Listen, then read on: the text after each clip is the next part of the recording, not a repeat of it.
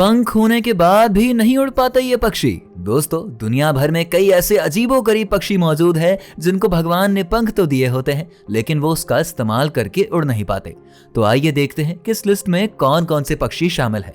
Number 1, penguin, जो Antarctic continent में पाए जाते हैं और इनके पास अपने पंख होते हैं, लेकिन फिर भी ये उसका इस्तेमाल करके उड़ नहीं पाते। नंबर 2, एमू, ये ऑस्ट्रेलिया में पाए जाने वाले पक्षी हैं और ये भी उन्हीं पक्षियों में आते हैं जो पंख होने के बावजूद भी नहीं उड़ सकते।